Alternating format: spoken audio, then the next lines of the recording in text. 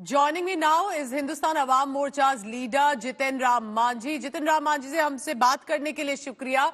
सीधा सवाल करेंगे जो आपके बारे में जब नीतीश कुमार ने कहा कि 2014 में जब आप मुख्यमंत्री बने वो उनकी बेवकूफी की वजह से हो गया, उनकी गलती की वजह से।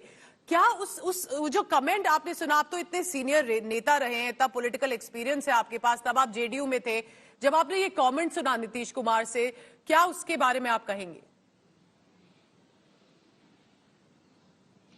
इसके बारे में मैं सीधे कहा है और कहते रहा हूं कि जब वो गुरुवत में आ गए, उनके इस्तीफा देने का दबाव पड़ गया और कोई चारा नहीं समझे, तो उन्होंने सोचा कि हम तो चल ही जाएंगे, किसी ऐसे आदमी को मुख्यमंत्री बना दें जो हमारे कहने पर चले।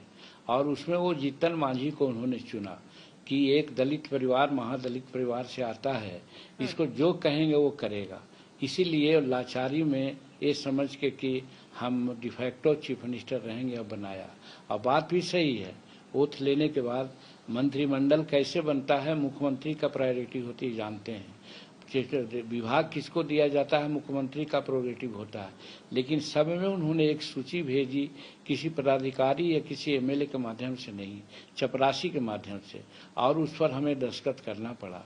ये सारे हरकत उनके हुए। उसके बाद फिर उनकी बात को हम मानना बंद कर दिया और जो 9 महीना में किया आज समूचे हिंदुस्तान के सामने है। तो कहने का मतलब वो लाचारी में हमको मुख्यमंत्री बनाया। अगर जानते कि जीतन मांझी इतना अच्छा काम करेगा जिससे मेरा काम झप जाएगा। उनका कहना था कि हम लकीर खींचते हैं, लकीर मिटाते नहीं हैं। हम ही ने कहा था कि ठीक है, अगर नीतीश कुमार 3 इंची का लकीर खींचे हैं तो हम 6 इंच का लकीर खींच देंगे। ये सब उनको बुरा लगा और किया भी हमने। 34 निर्णय हमने लिया है, चाहे महिला का हो, शेड्यूल कास्ट का हो, अनएम्प्लॉयड का हो, अल्पसंख्यकों का हो, सभी के बारे में, बुजुर्गों के लिए हो। ये आपने क्यों कहा इस बार की जहर वाला खाना खिलाया जा रहा है नीतीश कुमार आपको, ये क्यों कहा आपने? क्या आप कहना चाह रहे थे उसके बारे में? देखिए, नीतीश कुमार को 2005 और 2009 में भी देखा है, हम उनके साथ रहे हैं। इतना अच्छा काम उन्होंने किया था, लगा था कि बिहार का भाग बदलने वाला है। लेकिन ये कौन ऐसी बात हो गई इधर कि जब महामहिम राष्ट्रपति द्रौपदी मुर्मू आई बिहार में, तो उनके सामने ये कहने का क्या जरूरत थी कि मैडम द्रौपदी तो पहले राज्यसभा के मेंबर या कहाँ थी, तो आती थी फाइल लेकर के, हमने इनका बहुत सा काम किया है कि नहीं मैडम? ये प्रश्न कोई नॉर्मल आदमी पूछ सकता है महामहिम से? ये प्रश्न मैं आपसे करना चाहता हूँ। उसके बाद फिर जब आए यहाँ महावीर चौधरी के पुण्यतिथि मनाने के लिए, तो उनके मूर्ति पर माल्यार्पण या फूल नहीं चढ़ा करके अशोक चौधरी जो उनके बेटा हैं, जीवित हैं, उन पर फूल चढ़ा के सीधे चलते बने। ये भी नहीं कि हम 1 मिनट बैठ करके उनकी प्रतिष्ठा दें। तो ये क्या साबित करता है? फिर तीसरी बात, अभी 4 दिन पहले बिहार विधानसभा में महिलाओं के सामने विधानसभा में जितनी आपत्तिजनक बात बोली सेक्सुअलिटी के बारे में, हम समझते हैं कोई भी सेन आदमी नहीं बोल सकता है, इनसेन आदमी ही ऐसा बोल सकता है।